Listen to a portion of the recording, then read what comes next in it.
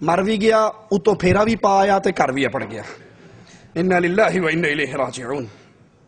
یہ ہمارے ہاتھ میں بہجت القلوب مولانا زکریا صاحب کے لیے رسول اللہ صلی اللہ علیہ وسلم کی طرف سے 40 بشارتیں اس کے اندر موجود ہیں۔ اس کا صفحہ نمبر 54 ہے۔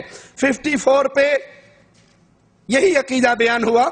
23 رجب 1400 ہجری 6 جون آج بعد عشاء عزیز عبدالحفیظ نے صلاۃ والسلام کے بعد میری یعنی حضرت شیخ زکریا کی طرف سے حضور کو عرض کیا کہ حرمین کا رمضان چھوڑ کر پاکستان فیصل آباد اس لیے جا رہا ہوں کہ وہاں لوگوں کو اللہ اور اس کے رسول کا نام لینا آ جائے، اس کے لیے دعا فرمائیں۔ حضور نے فرمایا اس سے بڑھ کر کون سا کام ہو سکتا ہے؟ پھر فرمایا حرمین کا ثواب تو انشاءاللہ کہیں نہیں گیا، وہ تو پکا کنفرم ہے۔ پھر بہت دیر تک دعا فرماتے رہے۔ اس کے بعد بہت وقار سے فرمایا کہ ہمیں تو فیصل آباد کا خود بھی بڑا اہتمام ہے، انشاءاللہ تعالی میں بھی اپنے عصا کے ساتھ وہاں موجود رہوں گا۔ رسول اللہ صلی اللہ علیہ وسلم فرما رہے ہیں مولانا زکریا صاحب کو آپ فیصل آباد تشریف لے جاؤ، فکر نہ کرو، میں بھی اپنے عصا کے ساتھ فیصل آباد میں آؤں گا تمہارے تبلیغی اجتماع کے اندر اور اپنے عصا کے ساتھ وہاں پر موجود رہوں گا۔ ارواح ثلاثہ صفحہ 233 پر دارالعلوم دیوبند میں استادوں کے درمیان جھگڑا ہوا۔ صفحہ 233 ارواح ثلاثہ، رائٹر ہیں مولانا اشرف علی تھانوی صاحب۔ دو استادوں میں جھگڑا ہوا اور یہ جھگڑا بڑھتے بڑھتے صدر مدرس صاحب بھی اس کے اندر شامل ہو گئے۔ مولانا محمود الحسن گو اصل جھگڑے میں شریک نہ تھے، لیکن انہیں اس قسم کے امور سے دلچسپی تھی، مگر صورتحال ایسی پیش آئی کہ مولانا بھی بجائے غیر جانبدار رہنے کے ایک جانب جھک گئے۔ یہ واقعہ طول پکڑ گیا۔ ایک دن صبح سویرے مولانا رفیع الدین نے محمود الحسن کو اپنے حجرے میں جو دارالعلوم دیوبند میں ہے بلایا۔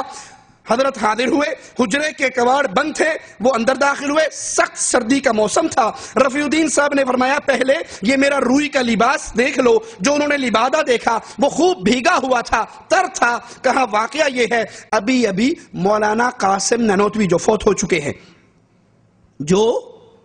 چکے ہیں مولانا قاسم نانوتوی جسد عنصری کے ساتھ میرے پاس تشریف لائے، جس سے میں اچانک ایک دم پسینہ پسینہ ہو گیا کہ یہ حضرت تو فوت ہو چکے، عرصہ گزر گیا، قبروں میں دفن ہو گئے، اب یہ دوبارہ زندہ سلامت چل کر کیسے آ گئے؟ کہا میرا لباس پسینہ پسینہ ہو گیا، اور کہنے لگے محمود الحسن سے کہو اس جھگڑے میں نہ پڑے۔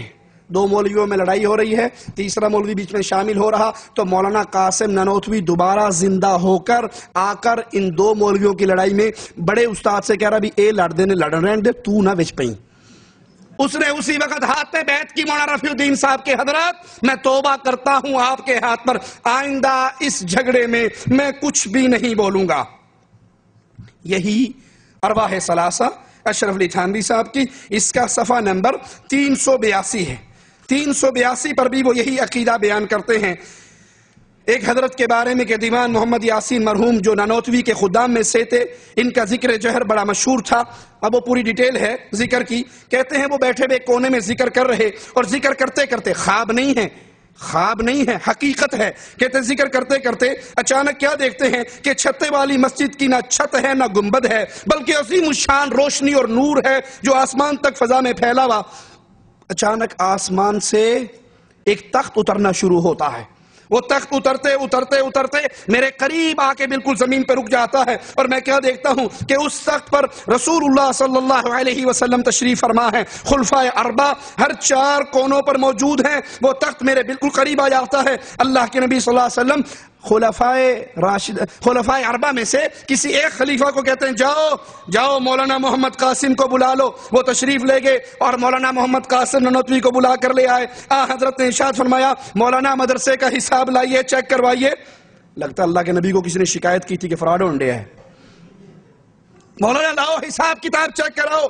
وہ فوراً حاضر ہوئے، حساب کتاب بتلانا شروع کر دیا، ایک پائی کا حساب دے دیا، اور نبی صلی اللہ علیہ وسلم کی خوشی اور مسرت کی اس وقت کوئی انتہا نہ رہی، بہت خوش ہوئے۔ فرمایا اچھا مولانا اب اجازت ہے، آڈٹ ہو گیا تہاڈا، تسی پاس ہو، کوئی فراڈ کوئی غبن کوئی دھوکہ نہیں کیا، اب ہمیں اجازت ہے۔ حضرت نے عرض کی جو آپ کی مرضی مبارک ہو۔ اس کے بعد وہ تخت جس طرح آسمان سے اترا تھا ویسے ہی آسمان پر عروج کرتا ہوا نظروں سے غائب ہو گیا۔ انہیں ضرورت پڑے چندے کا حساب چیک کروانے کے لیے تو اللہ کے رسول صلی اللہ علیہ وسلم تشریف لے آتے ہیں، ان کے پردادا قتل ہو جائیں تو واپس آ جاتے ہیں۔ لا حول ولا قوت الا باللہ۔ اسی طرح کا عقیدہ ایک مولانا طارق جمیل صاحب بھی بیان کرتے ہیں اپنی کیسٹ میں، CD میں۔ کہتے ہیں کچھ لوگ جہاد پہ گئے، 9 ساتھی تھے، 8 مارے گئے، 1 گرفتار ہو گیا۔ وہ جیل سے بھاگا اور 3 دن سے مسلسل دوڑ رہا تھا، بھاگ رہا تھا، اچانک اسے پیچھے گھوڑوں کی آواز آئی۔ اس نے کہا مارا گیا، میں تو جیل سے بچ کے بھاگا تھا، یہ تو پکڑنے والے آگے۔ ابھی وہ یہی سوچ رہا، پیچھے سے اس کا نام لے کر حبیب، تو اس نے مڑ کے دیکھا کہ تو میرا نام بھی جانتے ہیں۔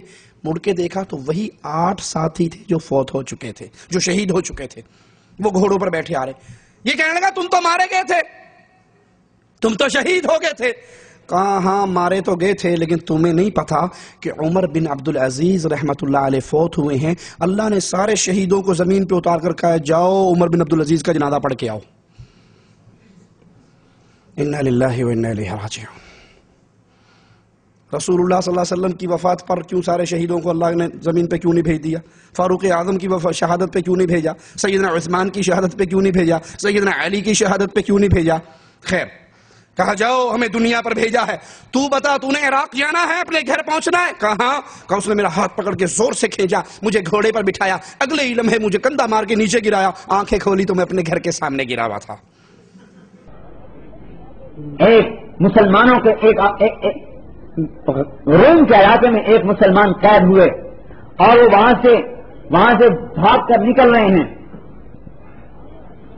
تیسری رات ہے ان کو روم میں چلتے ہوئے، ان کے 8 ساتھی قتل ہو چکے تھے، یہ 9 بچ گئے تھے، یہ وہاں سے بھاگ کے آ رہے ہیں۔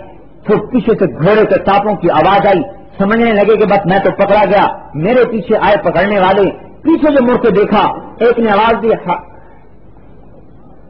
حبیب، ارے یہ میرا نام کیسے جانتا ہے؟ حبیب قریب آئے تو دیکھا وہ ساتھی جو قتل ہو چکے تھے گھوڑوں پہ سوار۔ ارے اولیس قد قتلتم، ارے تم تو سارے قتل ہو گئے تھے۔ ہاں تمہیں خبر ہے کیا ہوا ہے؟ کہا عمر بن عبدالعزیز کا انتقال ہو چکا ہے اور اللہ نے تمام شہداء کو کہا اس کا جنازہ پڑھو جا کے، ہم سب وہاں آ رہے ہیں، تم نے گھر جانا ہے؟ یہ روم میں گھر جانا ہے؟ کہنے کہ ہاں۔ ناولنی ہاتھ پکڑاؤ، میرا ہاتھ پکڑا اردکنی اور مجھے پیچھے گھوڑے پر بٹھایا، اور اس کا گھوڑا چند قدم چلا ہوگا کہ اس نے خفقتاً اس نے مجھے زور سے ٹہنی ماری اور میں جو الٹ کے گرا تو گھر کے دروازے کے سامنے پڑا۔ عراق، روم سے عراق۔ یہی عقیدہ اسی طرح کا طارق جمیل صاحب کے عقیدے کے مطابق کیا ہے کہ مرنے کے بعد پھر شہداء اولیاء اللہ زمین پہ جب چاہیں آ جاتے ہیں، چلے جاتے ہیں، یا اللہ بھیج دیتا ہے کہ جاؤ جنازہ پڑھ کر آؤ۔ یہ من گھڑت جھوٹی روایتیں۔ اسی طرح کا عقیدہ پروفیسر ڈاکٹر طاہر القادری صاحب بھی بیان کرتے ہیں، ذرا وہ بھی سنیے۔ وہ فرماتے ہیں کربلا میں جب شہادت حسین ہو گئی، رات پڑ گئی کربلا میں، اور سیدہ سکینہ کہنے لگی پھوپھی زینب آج رات ہمارے خیمے کا پہرا کون دے گا؟ تو پھوپھی نے کہا کہ پریشان نہ ہو، میں اس خیمے کے باہر پہرے دار بنوں گی۔ وہ پہرا دے رہی، اچانک ایک آدمی کو دیکھا وہ خیمے کی طرف آ رہا۔